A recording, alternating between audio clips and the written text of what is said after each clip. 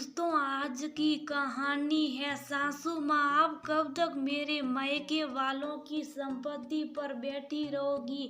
दोस्तों, कहानी शुरू करने से पहले अगर हमारे चैनल को सब्सक्राइब नहीं किया हो तो कर लीजिए ताकि आपके पास पहुंचे हर नया वीडियो। ना मुझे आपके पैसे चाहिए ना आपकी प्रॉपर्टी। आपके इसी व्यवहार के कारण हमारे कई रिश्तेदार हमसे दूर हो गए। आपको क्या लगता है पैसे देकर किसी का प्यार हासिल किया जा सकता है? पापा, मानती हूँ आप मेरे सुख सुविधा का ध्यान रखना चाहते हैं, पर पैसे के दम पर अपने लिए सम्मान नहीं पाया जा सकता। काम्या अपने पिता कौशल से बोल रही थी। कौशल बोले, बेटा हम तो चाहते थे तुम्हें किसी बात की कभी तकलीफ ना हो। जो दिक्कत हमने कभी झेली वह तुम्हारे जीवन में ना आए। और तुम ऐसी बात बोल रही हो, जब तुम माँ बनोगी तब तुम्हें एहसास होगा कि माँ बाप जो भी करते हैं अपने बच्चों के लिए करते हैं। काम्या बोली, हर बार बड़े सही हो ये जरूरी तो नहीं। पैसे और प्रॉपर्टी का लालच देकर आपने मेरे ससुराल वालों के मन में मेरे लिए सच्चे प्यार को कभी पनपने ही नहीं दिया। किसी चीज की लालसा के बुनियाद पर बनाया गया रिश्ता कभी फलता फूलता नहीं, वो अंदर से खोखला हो जाता है। ये बात आप क्यों नहीं समझते हैं? पिता को कड़वी बातें कहकर बेटी कहाँ खुश होती है। वो बोली, पापा कह रही हूँ कि आप लोग मेरे लिए कुछ नहीं करते, परंतु मुझे भी तो अपने दम पर कुछ करने दीजिए। बात बात पर आप अपने दामाद को पैसे दे देते हैं। उनके दिमाग में कहीं ना कहीं ये बैठ गया है कि वह मेहनत नहीं करेंगे तभी ये पैसे और प्रॉपर्टी तो आज नकल उनकी है। कौशल बोले, इसमें क्या गलत है? हमारा तो कोई बेटा भी नहीं है, जो भी है तुम्हारा ही है। काम्या बोली, पापा यही तो मैं नहीं चाहती हूँ। जो भविष्य में होगा उसका लोभ अभी से क्यों रखना? तब तो इंसान मेहनत करना ही छोड़ देगा। माँ बाप तो कमा कर रख ही है, मैं आराम से बैठता हूँ, जो कि मैं नहीं चाहती। काम्या अपने माता पिता की इकलौती संतान थी। शुरुआत में उसके माता पिता को काफी परेशानी झेलनी पड़ी। उसके बाद उन्होंने बहुत पैसे कमाए और अपनी बेटी की शादी एक बिजनेसमैन से की, जिसका बिजनेस कुछ अच्छा चला नहीं। हमेशा अपने पैसों के बल पर वह काम्या के ससुराल वालों का घर भरते रहते थे, जो काम्या बिल्कुल पसंद नहीं करती थी। एक रोज ससुराल में काम्या आटा गूंद रही थी। उसकी सास वसुंधरा जी बोली, बहू मैं बोल रही हूँ एक काम वाली बढ़ा दो, फिर तुम्हें ये आटा गूंदने का काम नहीं करना पड़ेगा, या फिर फूड प्रोसेसर ही ले लो। तुम्हारे पिता के पास इतने पैसे हैं, आटा गूंदना तुम्हें शोभा देता है। काम्या मुस्कुराकर बोली, मम्मी जी मेरे पिता के पास पैसे और संपत्ति मेरे किस काम के हैं? मेरे पति की वो है सेहत नहीं कि मैं ज़्यादा काम वाली रख सकूं, और फूड प्रोसेसर आने के बाद काम कम होगा, परंतु बिजली का बिल और बर्तन धोने वाली को ज़्यादा पैसे देने होंगे। वसुंधरा जी बोली, वो भला कैसे? काम्या हंसकर बोली, अब फूड प्रोसेसर अपने आप तो चलता नहीं है, फिर उसके इतने सारे बर्तन होंगे, वो काम वाली को अलग धोने पड़ेंगे, तो वह एक्स्ट्रा पैसे मांगेगी। ऊपर से वो 1000 रुपये का तो आता नहीं है। वसुंधरा जी मुस्कुराकर बोली, अरे इसमें कौन सी बड़ी बात है? तुम्हारा जन्मदिन आने वाला, पापा पूछेंगे तुम्हें क्या चाहिए तो तुम फूड प्रोसेसर मांग लेना। काम्या बोली, मम्मी जी कभी अपने बेटे से ही कह दीजिए, वो भी मुझसे पूछ ले कि तुम्हें क्या चाहिए। कभी अपनी कमाई से मुझे एक सलवार कुर्ता ही वो ला कर दे देते हैं, तो मुझे उससे अच्छा तोहफा कुछ नहीं लगता। और वह अपना काम करने लगी। शाम में वसुंधरा जी हॉल में बैठकर चाय पी रही थी, तभी काम्या का पति राजवीर आया।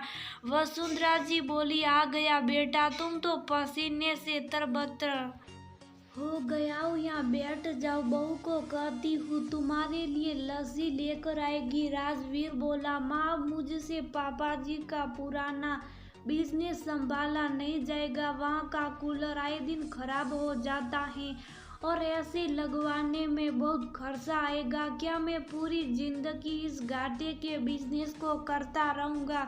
वसुंधरा जी बोली, अब मैं क्या कहूँ तुमसे। मैं तुम्हारे ब्याह के लिए तभी राजी हुई थी कि लड़की अपने माँ बाप की इकलौती है। शादी के वक्त उन्होंने कहा था जो भी पैसे और संपत्ति हैं वो बेटी दामाद के होंगे।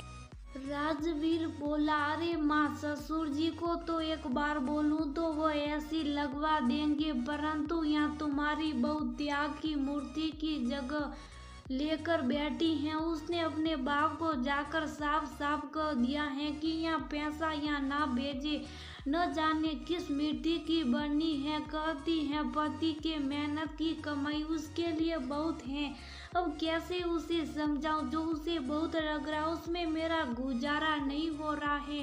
काम्या लस्सी लेकर आई। वसुंधरा जी बोली, बहू तुम्हें मेरे बेटे पर दया नहीं आती? क्या अपने पति पर भी तरस नहीं आता? देखो कैसे पसीने से भीगा है तुम्हारे पापा।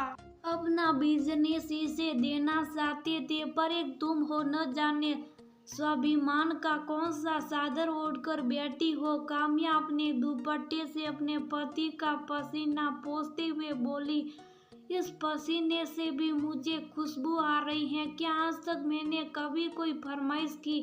मैं बस यही चाहती हूँ कि आप अपने दम पर अपना मुकाम हासिल करें।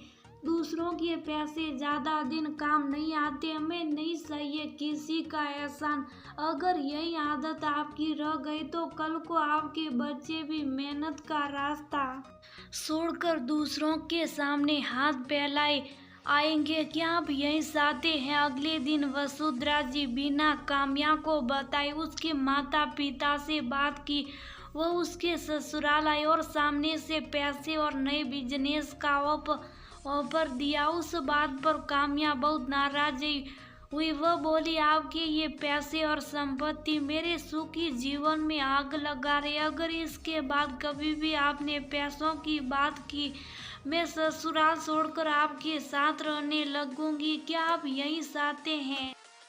राजवीर को काम्या की बात भीतर तक लगी। वह सबके सामने आकर बोला, क्या तुम सच में नहीं चाहती कि मैं तुम्हारे पिता से कोई मदद लूं? काम्या विश्वास के साथ पति का हाथ थामकर बोली, मैं हर परिस्थिति में आपका साथ निभाऊंगी। आज ही आपको प्रॉपर्टी दे देंगे, परंतु आप उनके मन में कभी भी वह इज्जत नहीं पाएंगे जो एक दामाद के लिए होती है। एक रोज राजवीर अपने दोस्तों के साथ बैठा था। काम्या सबके लिए चाय और पकौड़े लेकर आई और अपने काम में लग गई।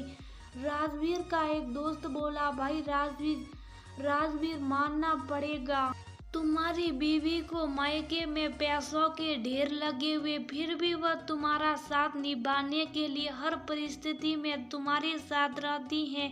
एक हमारी बीवी को देखो, गर्मी आई बरसात आई, पति जाए भाड़ में, वो मुझे छोड़कर अपने मायके आराम करने चली जाती हैं। राजवीर को उस रोज काम्या के ऊपर बहुत गर्व महसूस हुआ। शाम में उसने काम्या से कहा, मुझे दुकान पर गले पर बैठने के लिए एक आदमी लगेगा और उसे भी मोटी तनख्वाह देनी पड़ेगी। तुम अपने पिता से कोई मदद नहीं लेना चाहती, फिर क्यों ना तुम मेरी मदद करो?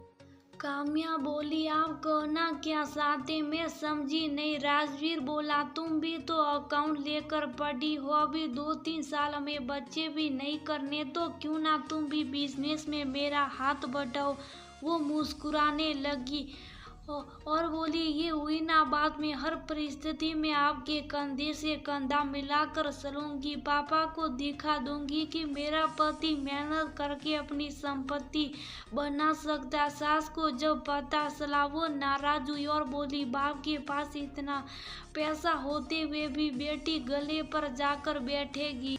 हमारी इज्जत तो मिट्टी में मिलेगी ही, तुम्हारे मायके की भी इज्जत खत्म हो जाएगी। काम्या बोली, जिस रोज मेहनत की कमाई से बुलंदियों पर हम पहुंचेंगे उस रोज बोलने वाले अपना मुंह बंद कर लेंगे, क्योंकि दूसरों के पैसों से सामान खरीदा जा सकता है, सम्मान नहीं। दोनों ने मिलकर खूब मेहनत कि अब राजवीर भी समझ चुका था कि दूसरों के पैसे से सामान तो खरीदा जा सकता, पर उनकी नजरों में अपने लिए सामान बढ़ाया नहीं जा सकता। रात दिन दोनों ने मेहनत की और मेहनत रंग लाई।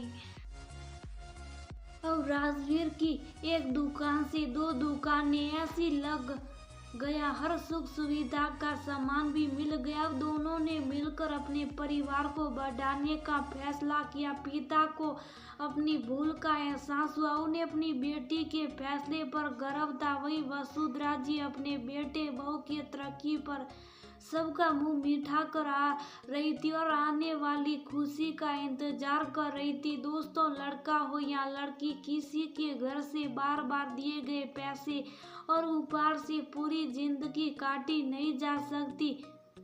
क्षण भर के लिए वह अच्छा लगता है, परंतु उससे आप अपनी जरूरत का सामान तो ले लेंगे, लेकिन उनके मन में वह सामान नहीं पाएंगे जो आप